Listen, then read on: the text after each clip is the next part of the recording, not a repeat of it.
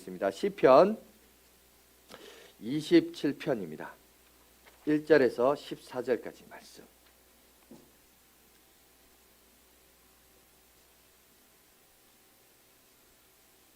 시편 27편 1절에서 우리 14절까지 우리 한 절씩 그렇게 교독하도록 하겠습니다. 구약성경 820쪽이 되겠습니다. 시편 27편 우리 1절부터 14절까지 한 절씩 교독하겠습니다. 여호와는 나의 빛이시요 나의 구원이시니 내가 누구를 두려워하리요. 여호와는 내 생명의 능력이시니 내가 누구를 무서워하리요. 악인들이 내 살을 먹으려고 내게로 왔으나 나의 대적들 나의 원수들인 그들은 실족하여 넘어졌도다. 군대가 나를 대적하여 친질지라도 내 마음이 두렵지 아니하며 전쟁이 일어나 나를 치려할지라도 나는 여전히 태연하리로다. 내가 여호와께 바라는 한 가지 일 그것을 구하니 곧 내가 내 평생 여호와의 집에 살면서 여호와의 아름다움을 바라보며 그의 성전에서 사모하는 그것이라. 여호와께서 환난 날에 나를 그의 초막 속에서 비밀히 지키시고 그의 장막 은밀한 곳에 나를 숨기시며 높은 바위 위에 두시리로다. 이제 내 머리가 나를 둘러싼 내 원수 위에 들리니 내가 그의 장막에서 즐거운 제사를 드리겠고 노래하며 여호와를 찬송하리로다. 여호와여 내가 소리내어 부르짖을 때 들으시고 또한 나를 긍휼히 여기사 응답하소서. 너희는 내 얼굴을 찾으라 하실 때에 내가 마음으로 주께 말하되 여호와여 내가 주의 얼굴을 찾으리이다 하였나이다. 주의 얼굴을 내게서 숨기지 마시고 주의 종을 노하여 버리지 마소서. 주는 나의 도움이 되셨나이다. 나의 구원의 하나님이시여 나를 버리지 마시고 떠나지 마소서. 내 부모를 나를 버렸으나 여호와는 나를 영접하시리이다. 여호와여 주의 도를 내게 가르치시고 내 원수를 생각하셔서 평탄한 길로 나를 인도하소서. 내 생명을 내 대적에게 맡기지 마소서. 위증자와 악을 토하는 자가 일어나 나를 치려 함이니이다. 내가 산 자들의 땅에서 여호와의 선하심을 보게 될 줄을 확실히 믿었도다. 너는 여호와를 기다릴지어다. 강하고 담대하며 여호와를 기다릴지어다. 아멘. 자, 우리 송구 영신 예배를 맞이해서 우리가 포기하지 말아야 할 것, 그게 뭘까? 그거에 대해서 함께 묵상하고 나누는 귀한 시간을 갖도록 하겠습니다. 여러분 어느 곳이든지 자 이맘때가 되면 이제 연말이 되었습니다. 그리고 새해 행사를 치릅니다. 근데 어디서든지 새해 행사를 치르면 모든 곳에서 어떤 종교든지 간에 다 똑같아요. 공통점이 하나 있어요. 그게 뭔지 아세요? 정각 0시가 되기 10초 전에 카운트다운을 합니다. 10, 9, 8, 우리도 작년까지 그거 한번 했죠. 8, 7, 6, 5, 4, 3, 2, 1 땡 하고 딱 24시 0시가 딱 되면 박수를 치면서 함성을 지릅니다. 참 신기한 게 어디를 가든지 어떤 종교든지 어떤 모임이든지 간에 새해 맞이 행사는 똑같이 이렇게 진행이 됩니다. 참 신기한 것은 물론 뭐 광장에 모여서 뭐 종을 치는 사람도 있고 텔레비전 영상을 통해서 같이 이제 새해를 맞이하는 사람도 있고 아까 최근에 뉴스를 보니까 땅끝 해남까지 가서 거기서 보는 사람도 있고 우리나라에서 해가 제일 빨리 뜨는 동해에 가서 또 그렇게 보내는 사람도 있고 하여튼 어떻게 하든지 행사를 치르며 여러분 24시간 0시가 되면 함성과 고함과 함께 새날을 기념하며 축하합니다. 그런데 여러분 우리가 기억해야 될 것이 있어요. 여러분 해 아래 인생은 우리가 그렇게 한다고 인간이 만들어 놓은 이벤트를 그렇게 저지른다고 그렇다고 진짜 그럼 새날이 오느냐 새 시대가 오느냐 여러분 그렇지는 않아요.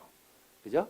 오히려 성경은 그거에 대해서 그렇게 얘기한 적이 없어요. 잠언에 말씀해 보면 아니 전도서에 우리 잘 아는 솔로몬이 1장 9절에 보니까 뭐라고 얘기했냐면 해 아래는 새 것이 없다 그랬어요. 오히려 단언을 하고 있습니다. 오히려 우리 인생은 해 아래 있는 모든 인생은 쇠퇴하고 노쇠하기 때문에 시간이 지나면 지날수록 새로운 것은 없어요. 그저 우리 인생들이야 그렇게 떠들고 얘기할 뿐이지. 그리고 여러분 보세요. 그렇게 행사 마치고 몇 분 지나고 몇 시간 지나면요 그 사람들이 다 지나고 난 자리에 뭐가 남느냐 온갖 쓰레기만 난무하는 그게 인간에 만들어 놓는 행사의 그 현실입니다. 그죠? 달력 몇 장만 뜯으면 새로운 새 달력만 달면 해가 새날인 것 같지만 사실은 우리 인생은 새로움은 없어요. 새로운 것보다는 쇠퇴해지는 겁니다. 쇠퇴죠. 날로 쇠퇴해지는 것이 해 아래에서의 우리 인생입니다. 그러면 성경에서 새롭다는 게 뭘까? 성경에서 새로운 것은요, 영혼밖에 없습니다. 영혼 외에는 해 아래 모든 인생을 쇠퇴합니다. 오직 하나님만, 오직 하나님의 말씀만 우리를 새롭게 할 수 있습니다. 그렇기 때문에 오늘 저와 여러분들이 세상 사람들이 부리는 여러분 동해나 따끈 해남이나 광장에 가서 함께 고함을 지르지 않고 이 자리에 나온 이유가 뭡니까? 바로 하나님만이, 우리의 영혼만이 우리를 새롭게 할 수 있다는 사실을 믿기 때문에 이 자리에 나와서 예배를 드리는 것입니다. 하나님께서 우리를 새롭게 하시고 또 새로운 날을 열어가게 하시고 새로운 길을 이끌어가게 하실 것을 믿고 여러분의 삶 가운데로 그런 축복과 은혜가 늘 함께 하시기를 주의 이름으로 축원드립니다.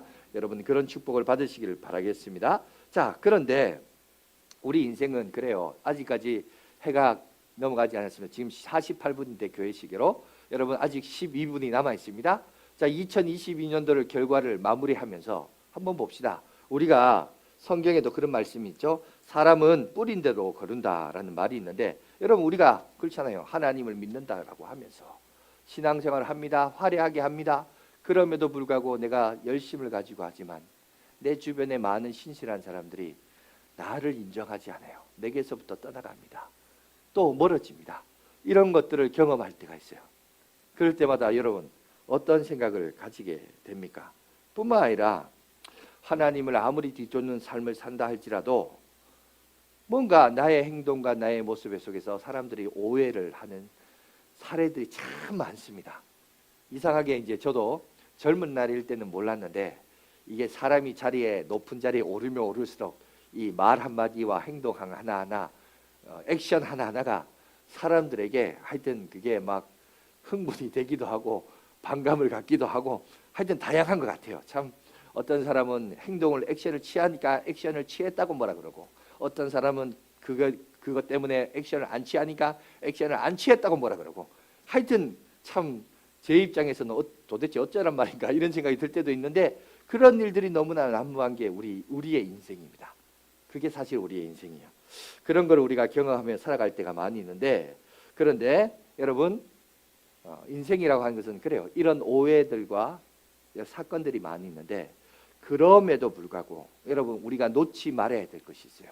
오늘 설교에서 제목처럼 우리가 포기하지 말아야 될 것이 있습니다. 그게 뭐냐? 내가 하나님을 신실히 하기 쫓고 신앙생활 열심히 하고 믿음 생활 잘하고 반듯하게 했다라고 하는데 왜 나에게 원치 아니하는 어려움이 올까? 원치 아니하는 질병이 올까? 원치 아니하는 인간관계의 갈등이 올까? 원치 아니하는 사회적, 윤리적, 도덕적, 경제적, 건강의 문제 이런 것들이 올까? 이런 여러분 의심과 의문을 가지며 신앙생활을 할 때가 우리가 너무나 많습니다. 이런 의문을 가지면서 한 해를 마무리하고 또 다른 새해를 맞이하면서 오늘 우리가 버리지 말아야 할 것은 여러분 그럼에도 불구하고 우리가 하나님을 향한 신실한 믿음과 신앙은 결코 포기하지 말아야 된다라는 사실입니다. 그죠? 그걸 끝까지 붙들어야 된다는 거예요. 우리가 진짜 포기하지 말아야 될 것은 우리가 그거예요. 우리가 믿음대로 살다 보면 실망할 수 있어요. 내일 우리가 이제 주일 오전에도 살펴 하박국이 그랬거든요. 내가 하나님한테 실망했습니다. 처음에 얘기가 이거예요. 하나님 어떻게 이럴 수 있습니까? 그 실망을 가진 채 하나님 앞에 신실하게 나갑니다. 그리고 하나님도 신실하게 그에게 응답하세요. 그러면서 하나님이 하시는 역사와 능력을 통해서 여러분 하박국이 놀랐나이다. 주께 대한 소문을 듣고 놀랐나이다. 그러면서 이 땅 가운데 우리 민족에게 부흥을 허락하셔서 이 부흥이라는 것은 고치고 싸매시고 회복시켜 달라는 말이에요. 그런 의미를 가지고 있어요. 그래서 여러분 하나님께서 우리 가운데 역사하신 은혜를 통해서 그가 말합니다. 외양간에 송아지가 없고 뭐도 없고 포도나무도 없고 뭐도 없고 없어도 나는 여호와라 인하여 즐거워하고 기뻐하겠다. 여러분 그런 고백이 선지자의 입에서 여러분 기쁨의 탄성으로 흘러나옵니다. 우리가 결코 포기하지 말아야 될 것이 뭐냐? 바로 그런 기도 제목이란 거예요. 하나님을 향한 열렬한 신앙과 신뢰하는 믿음과 신실한 믿음이 우리가 결코 포기하지 말아야 할 우리 연말과 연초에 우리가 가져야 할 마음가짐과 태도라는 사실입니다. 우리가 그것을 오늘 시편을 통해서 살펴볼 것인데, 오늘 다윗의 인생도 마찬가지예요. 여러분, 다윗의 생애도 여러분 보세요. 다윗이 뭐 잘못한 거 있어요? 다윗의 생애 보면 물론 뭐 있죠. 다윗이 잘못한 건 오히려 등 따시고 배부르고 왕이 되어서, 그죠? 그때 이제 남의 아내를 보면서 윤리적인 범죄, 성적인 범죄를 저질러서 그런, 또 나중에 살인죄도 저지르지만 그가 왕이 되기까지 그 과정까지 보면 다윗은요 신실한 사람이에요. 다윗은요 흠이 없던 사람입니다. 그럼에도 불구하고 사울 왕을 피해서 10년간 쫓겨다녔어요. 자기가 잘못한 것도 없고 실수한 것도 없는데 그 나라의 최고의 지휘자였던 왕이 자기를 싫어해요. 자기를 죽이려고 해요. 그러니 우리가 이제 시편에도 나오지만 자기 부모가 나를 버렸다고 표현해요. 그렇죠? 그러니까 왕이, 절대자가 자기를 죽이려고 하니 부모도 무서워서 나는 우리 아들 모르겠다. 8째 아들 어디 살았는지 죽었는지 왕이야 나도 모르겠다. 자기 부모도 버려요. 왜? 혹 잘못해서 왕이 우리 가족을 몰살할까 싶어서. 죽으려면 다윗 니나 그냥 죽어라. 너 혼자나 죽어라. 이렇게 말할 정도로 여러분 부모로부터 버림받은 여러분 다윗도 오늘 여러분 시 27편에 노래하고 있습니다. 내가 뭐 잘못했습니까? 내가 뭐 실수했습니까? 그럼에도 불구하고 신실한 사람들부터 오해와 역경과 아니 생명의 위협을 당했던 여러분 다윗의 고백을 오늘 우리에게 보여주고 있는데 1절 말씀 한번 보십시오. 우리 1절 말씀 한번 다 같이 읽겠습니다. 시작. 여호와는 나의 빛이요 나의 구원이시니 내가 누구를 두려워하리요. 여호와는 내 생명의 능력이시니 내가 누구를 무서워하리요. 여러분 정말 그렇지 않습니까? 천지를 창조하신 하나님께서 칠흑같이 어두운 내 인생에 빛이 되어 주신다. 여러분 이것만큼 좋은 게 뭐 어디 있어요? 그죠? 내가 위급하고 위축을 당할 때 위급한 상황에서 하나님께서 나의 힘이 되어 주셔서 그 어려운 상황에서 나를 구원하시는 구원자가 되어 주신다. 이것만큼 좋은 신앙과 믿음이 어디 있겠습니까? 그러나 오늘 다윗이 신앙 고백하고 있는 이 신앙 고백의 어떤 그 고백의 정황을 보면, 그죠? 한 나라의 절대자가 자기를 치려고 공격해 옵니다. 공격해, 절대 권력을 가진 왕이 자기를 죽이려고 여러분 공격해 옵니다. 그런데 다윗은 뭐라고 하죠? 여호와께서. 그래서 나는 두려워하지 않는다. 아무리 한 나라의 절대 권력을 가진 왕이 나를 친다 할지라도 나는 두려워하지 않겠노라. 여러분 참 대단한, 여러분 대단한 신앙생활을 가지고 있는 이런 믿음의 권속의 사람이라는 것을 볼 수 있죠. 그래서 여러분 보통 우리가 그렇잖아요. 신앙 좋다는 사람들, 믿음 좋다는 사람들을 보면 그 사람들의 기도의 내용을 이렇게 들어보면 뭔가 하나님 앞에 일방적으로 요구하는 기도의 제목들이 많아요. 우리가 앞에서도 각자 우리 자신을 놓고 기도도 했지만 우리가 기도를 하나님 앞에 아뢰다 보면 그래요.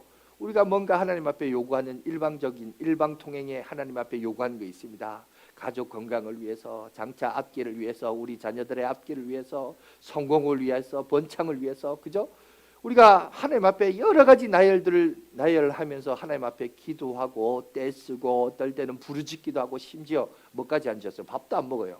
밥도 안 먹고 금식하면서 하나님 앞에 기도합니다. 그러면서 하나님 앞에 달라 그죠? 달라고 그렇게 기도를 합니다. 그런데 문제는 보세요. 다윗은, 오늘 등장한 다윗은 그러지 않더라는 거예요. 다윗의 그대로 기도를 자세히 들어보면 우리가 생각하는 기도하고는 전혀 뜻밖의 기도를 하나님 앞에 올려드립니다. 하나하나 살펴볼까요? 4절 말씀 보세요.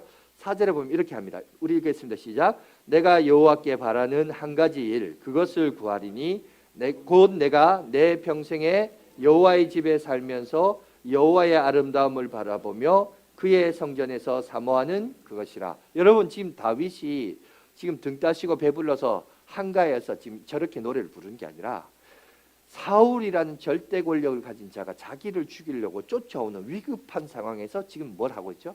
하나님의 집을 사모하고 거기서 하나님의 아름다움을 바라보며 나 그렇게 살고 싶어요.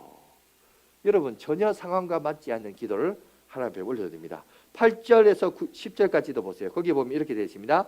너희는 내 얼굴을 찾으라. 보여주세요. 시작. 너희는 내 얼굴을 찾으라 하실 때 내가 마음으로 주께 말하되 여호와여 내가 주의 얼굴을 찾으리라 하였나이다. 주의 얼굴을 내게서 숨기지 마시고 주의 종을 놓아여 버리지 마소서. 주는 나의 도움이 되셨나이다. 나의 구원의 하나님이시여 나를 버리지 마시고 떠나지 마소서. 내 부모는 나를 버렸으나 여호와는 나를 영접하시리이다. 여러분 여기도 보면 그의 고백에서 뭐라고 있어요? 부모는 나를 버렸대요. 절대 권력자가 자기를 잡으려고 하니, 그죠? 그 부모도 살아야 될 거 아니에요. 그죠? 생명의 위협 앞에는 인간의 생존 본능은 어쩔 수 없어요. 자식을 팔아서라도, 그죠? 자기는 살아야겠다 이런 생각이 있는 것 같습니다. 그런데 다윗의 입장에서 들어볼 때는 8째 아들이었던 다윗의 입장에서는 얼마나 이게 원통하고 한스럽겠어요. 아버지가 나를 파네. 이런 생각을 할 때 어떤 마음이 들었겠어요. 여러분 그런데 그게 인생이에요. 그런데 오늘 다윗은 뭐라 하죠? 내 부모는 나를 버렸으나 여호와께서 나를 영접할 것이니라. 다윗이 결코 포기하지 않은 것은 인맥도 아니고 방법도 아니고 툴도 아니고 어떤 다른 인생의 솔루션도 아니에요. 다른 방법도 아니었어요. 오직 그가 포기하지 않았던 것은 하나님만 바랬다는 겁니다. 여러분 참 대단하지 않아요? 그리고 14절에 자 마지막 14절에 이렇게 시작합니다. 우리 시작. 너는 여호와를 기다릴지어다. 강하고 담대하며 여호와를 기다릴지어다. 여러분 14절 다시 보여주세요. 자 여기 보시면 놀랍게도 다윗은 우리가 흔히 기도하는 기도 제목처럼 자기의 요구사항을 하나님 앞에 기도하는 게 아니라 어떻게 기도하며 마무리하고 있느냐 이렇게 얘기합니다. 첫 번째, 너는, 여러분 한번 봅시다. 너는 누구예요? 너는 누구죠? 다윗 자신이에요.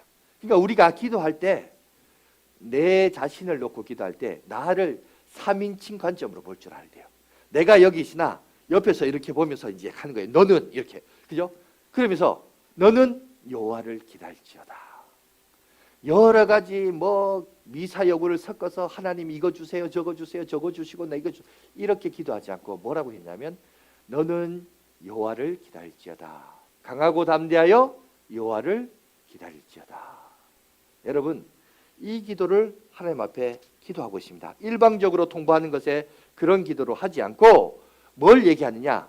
스스로 자기 자신을 바라보면서 자기를 타이르는 기도로 여러분 이 시편 27편을 마무리하고 있다는 거예요. 무슨 말이냐? 다윗아 너는 여호와를 기다려라. 다시 말해서 이런 거예요. 용신아 너는 여호와를 기다려라. 지금 너의 상황이 쫓기고 급하고 다급하고 그죠? 불안하고 염려하는데 뭐라 하냐? 용신아. 우리 다 같이 해볼까요? 용신아. 여기서 할 때 용신아 하면 또 여러분 이름 불러야 돼요. 자 지금 시작. 용신아 여호와를 기다릴지라다. 여러분 이름을 불러보세요. 자 여러분들이 여러분을 바라보면서 기도하는데 하나님 이거 주세요 저거 주세요 저거 주세요 이거 주세요가 아니라 우리가 기도해야 될 기도 제목은 뭐냐? 내가 여러분 우리가 믿음이 있고 신실하고 여러분 하나님 앞에 경건히 살지만 경건히 산다고 해서 여러분 그렇지 않습니까? 새해를 밝았죠? 2023년도 여러분 나름 속에 뭐가 있죠? 계획이 있고 플랜이 있고 그죠? 목표가 있고 방향이 있고 모든 것들이 있잖아요. 다 설정해 놓잖아요.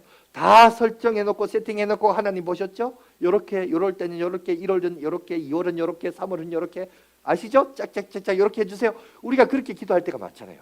그런데 다윗은 뭐라고 기도했냐? 이런 거 다 자기 계획이 있고 플랜이 있는데 다 쓸어버리고 뭘 하냐? 용신아 여러분의 양화진 교회 성도들아 여호와를 기다릴지어다. 여호와를 바랄지어다. 무슨 말이냐? 자기는 결코 하나님보다 앞서 나가지 않겠다는 거예요. 이해가 되십니까? 어려운 환난과 시련 속에서 그 시련의 어떤 솔루션을 계획을 찾고 방향을 찾아서 하여튼 다른 박질하지만 그렇지만 거기서 다윗은 멈췄어요. 그게 우선이 아니라는 거예요. 이쪽 저쪽 막 찾아다니면서 방법을 찾는 게 우선이 아니라 뭐가 우선이냐? 여호와를 바라고 하나님의 때를 기다려라. 하나님이 하실 일을 잠잠히 바라보라. 이게 여러분 다윗의 용감함이에요. 이게 다윗의 환경을 뛰어넘었던 그의 믿음이었던 거예요.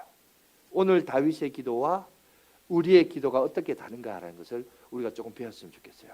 여러분들도 새해를 맞이하면서 2023년도 많은 계획이 있잖아요. 그런데 죄송합니다. 다 내려놓으세요. 다 내려놓고 여러분들이 고백해야 될 것은 뭐냐? 하나님, 이 계획이 우선순위가 아니라 이것들을 내려놓고 나는 결코 하나님보다 앞서지 않겠습니다. 하나님이 하신 일보다 앞서 나가지 않겠습니다. 여러분, 오늘 다윗도 말합니다.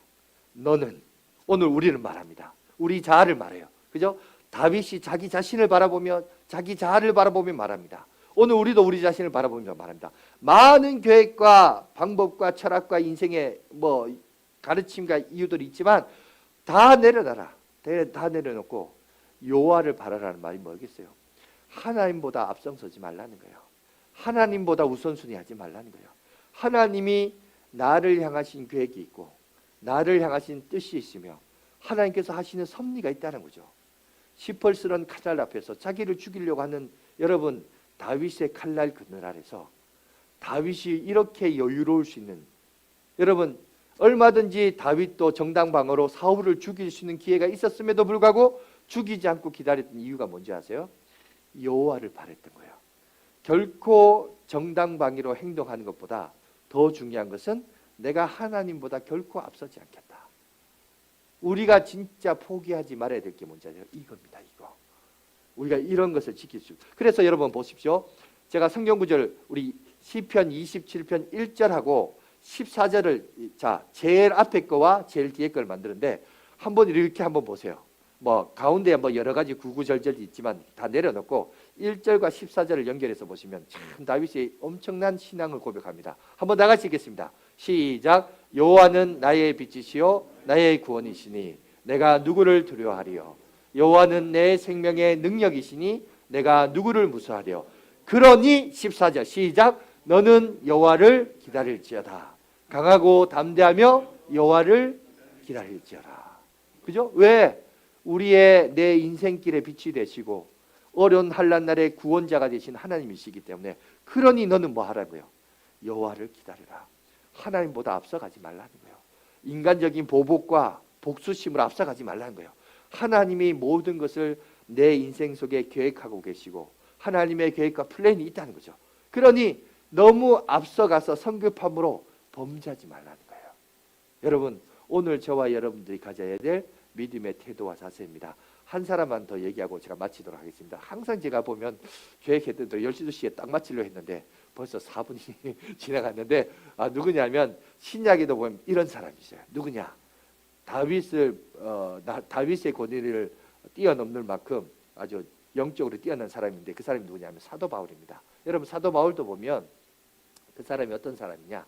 여러분, 우리가 잘 알듯이 사도행전의 말씀을 보면 스데반이 죽임을 당할 때 그 현장에 있었던 사람이에요. 그리고 스데반의 죽음을 마땅히 여겼다 그랬습니다. 뿐만 아니라 여러분, 다메섹에 살고 있는 예수 믿는 사람들을 교회를 핍박하기 위하여 로마로 가서 그 다음에 대제사장에게 공식적인 핍박을 받는 승인을 사인을 받으려고 했어요. 그래서 그 사인을 받기 위해서 어디를 갔느냐?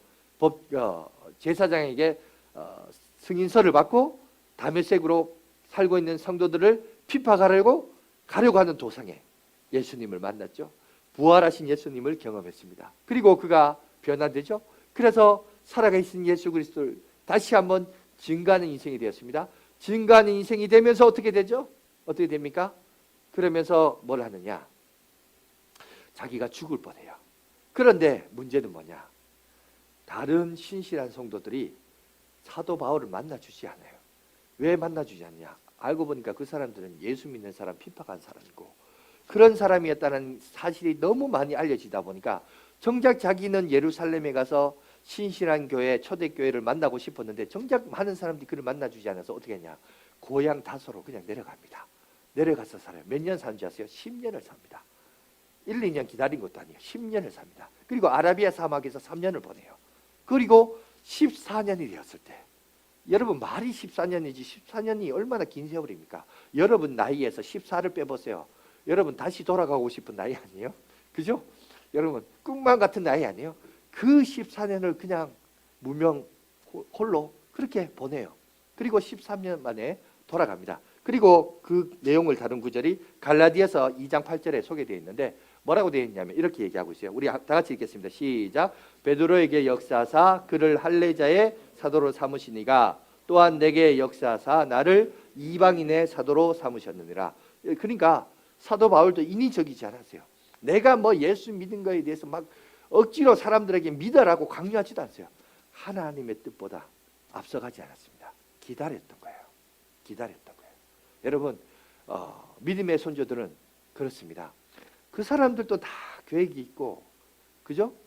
자기 인생에 대해서 목표가 있을 거 아니에요. 그런데 그들은 하나님보다 결코 앞서지 않았다라는 사실입니다. 여러분, 오늘 이 시대를 살아가는 우리도 마찬가지인 것 같아요. 여러분, 우리가 신실하게 살고 믿음대로 사는데, 그런데 자꾸 뭔가 제대로 한다라고 했는데 나로부터 떠나가는 사람들이 있어요. 오해하는 사람들이 생기기 시작합니다. 그럴 때 여러분 기억하십시오. 그렇다고 그 떠나가는 그 사람들이 나쁘다? 그건 아니에요. 그 사람들이 나빠서가 아니라 뭐냐면 내가 신실하지 못하기 때문에. 그래서 그런 부분이 있지 않는가. 우리 자신을 한번 돌아보고 반성할 수 있는 기회장들이 되었으면 좋겠고, 두 번째, 또는 내가 열심히 가지고 신실하고 했음에도 불구하고 문제는 내가 원하는 결과물이 안 나와요. 그리고 2022년도가 마무리되었어요. 그러면 우리가 한쪽 마음속에 어떤 마음이 드냐면 실망감이 생겨요. 낙심이 생기게 되어 있어요. 그런데 여러분 낙심하지 마십시오. 우리의 믿음의 선조들은 다 그렇게 살았어요. 여러분, 성령의 열매 가운데는 사랑과 희락과 이런 것도 있지만 온유와 인내도 있어요. 자, 9가지 열매는 9가지 종류의 열매가 맺어진 게 아니라 한 나무, 한 열매에서 9가지의 맛이 난다 그러죠. 그죠? 그러니까 여러분 기억하십시오. 하나의 열매에 그 9가지 모습이 있다고 그랬어요.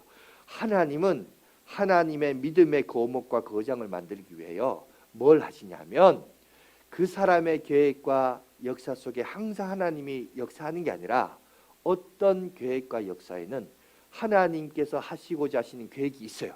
그런데 그것이 하나님의 계획과 나의 계획이 딱 이렇게 맞으면 소리가 나는데, 문제는 이렇게 맞는 게 아니라 이런 게 많아요. 이런 일들이 더 많아요. 우리는 성경을 요약본이기 때문에 우리가 마치 다윗은 물 기도만 하면 응답이 있고 뭐만 해도 성공하고 이런 것 같지만 아니요. 다윗도 사울 왕을 피해서 10년이라는 세월을 도망 다녔습니다. 사도 바울도 14년간 무명의 세월을 보내야 했던 거예요. 우리는 그걸 보지 못해요. 그걸 보지 못하니까 그냥 믿음의 선조들은 다 뭘든지 승승장구 잘했는데 우리는 왜 이 모양 이 꼴아질까? 이렇게 생각하는데 아닙니다. 하나님은 우리에게 인내라는 열매를 맺도록 하기 위해서요. 그래서 어떤 교인이 교회에 가가지고 인내라는 열매에 대해서 은혜 받아서 기도합니다. 뭐라고 기도했냐? 주여, 나도 인내하게 하여 주시옵소서. 그러나 즉시 응답하여 주시옵소서. 이렇게 기도했답니다. 말이 안 맞죠? 인내를 하려면 시간 요구가 돼요. 그러니까 우리가 인내라는 열매, 우리의 인격이 성품이 믿음이 자라나려면, 증명이 되려면 시간이 요구됩니다. 그리고 나의 계획과 나의 여러분 목표대로 인생이 안 될 때도 있는 거예요. 안 될 때도 하나님은 여전히 나의 뭐다? 하나님이신 거예요. 내 인생길에 뭐다? 빛이신 거예요. 여러분, 칠흑 같은 어두운 삶 속에 하나님이 우리의 길이 되신다는 겁니다. 우리가 이것을 믿어야 되는 거예요. 그 신실함을 결코 포기해서는 안 된다는 겁니다. 끝까지 붙들고 나갈 때, 하나님이 정하신 때, 여러분 우리가 이제 지난해 출애굽기를 살펴봤지 않습니까? 모세의 인생도 보세요. 모세의 인생, 그가 왕궁에서 태어나서 성장 과정 40년을 보냈습니다. 자기가 히브리 민족이란 걸 알았죠. 나만큼 왕궁에서 최고의 환경과 최고의 교육과 최고의 지도력을 배운 사람이 누가 있겠느냐. 자기는 이 노예의 히브리 노예의 최고의 리더자라고 생각해서 뜻을 정하여 행동을 옮겼습니다. 결국 뭐였죠? 도망 다녔어요. 광야의 40년의 세월이었습니다. 오히려 나이 40에서 80세까지 그의 40년은 인간의 삶에 있어서 가장 자의식을 가지고 의지를 가지고 뭔가를 이룰 수 있는 나이 아니에요? 근데 그 나이가 뭐하냐? 말 못하는 짐승과 함께 그 강한 모래바람과 함께 40년의 세월을 보내는 게 모세의 인생이에요. 그런데 다시 40년이 찾아 하나님이 그를 부르잖아요. 시편 91편에 말하기를 90편에 말하기를 인간의 연수는 그죠? 70이요 강건하며 뭐라고요? 80이라도. 그가 자기가 노래한 시거든요. 그 당시 사람들은 70에서 강건하며 80을 살았어요. 그러니까 하나님이 80세에 모세를 부르신 것은 모세 입장에서는 이제 죽게 됐는데 다 죽게 됐는데 이 나이에 왜 나를 부르십니까? 이 내용이죠. 근데 하나님은 그때 들어서 120세까지 하나님이 사용하시잖아요. 여러분, 하나님은 그렇게 역사해요.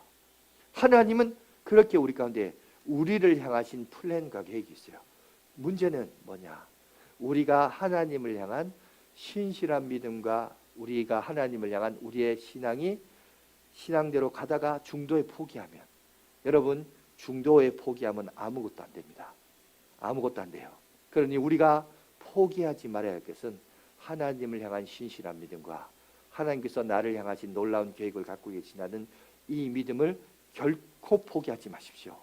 여러분, 믿음의 과정 속에는 많은 시련과 내 생각과 내 뜻대로 되지 않는다는 일들이 많아요.